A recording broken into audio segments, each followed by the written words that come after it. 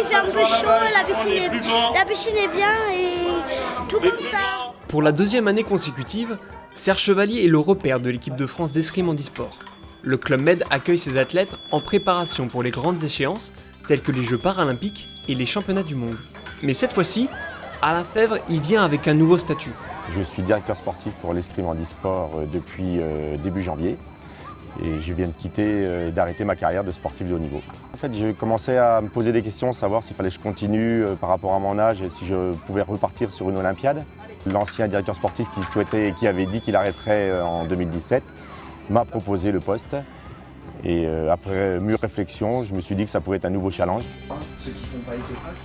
Il a changé, il est passé de l'autre côté de la barrière. Mais comme il a été tireur, il a aussi l'expérience de tireur et il connaît notre investissement et il connaît notre potentiel de chacun. Donc il croit en nous et ça c'est une bonne chose. À la tête de l'équipe de France, Alain Fèvre a intégré de nouveaux cadres à son effectif. Un nouveau entraîneur national au sabre, qui est Didier Barras. Jean-Loup Boulanger, qui s'occupe du fleuret. Jean-Yves Huette a souhaité continuer, lui, sur une nouvelle Olympiade, mais je ne pouvais pas me passer de ses services et de ses compétences. Une nouveauté qui vient aussi de Romain Noble, champion paralympique d'épée par équipe. J'ai mis un terme à ma carrière de sabreur. Et j'ai pris le poste d'adjoint avec Didier Barras et je continue encore un petit peu à l'épée en tant que tireur.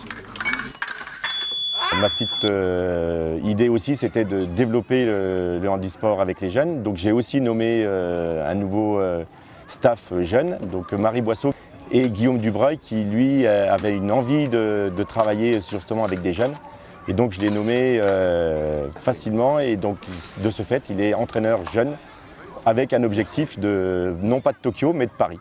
Des Jeux en 2024, auxquels de jeunes talents comme Enzo, 17 ans, pourraient prétendre. C'est sûr qu'il y a une différence de niveau sur la gestion du match, sur l'expérience, sur la façon d'aborder les compétitions et les différents matchs où ils sont vraiment meilleurs que nous, mais c'est dû aussi à l'expérience. Ça apporte un peu de jeunesse, de frais dans cette équipe et tous ces jeunes, à mon sens, ont du bon potentiel parce que c'est déjà notre relève.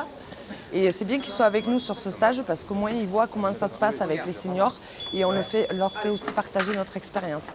Et à nous maintenant, à l'équipe de seniors, de les accompagner correctement. Tennis ou pétanque, l'équipe a pu se distraire hors des pistes.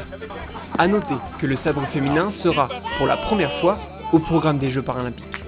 Un nouveau défi pour Sabrina Poignet, fraîchement élue capitaine. Je suis ravie de pouvoir me mettre au sabre et après mes ambitions, j'espère que je pourrai décrocher des podiums et des médailles et une qualif aux Jeux de Tokyo.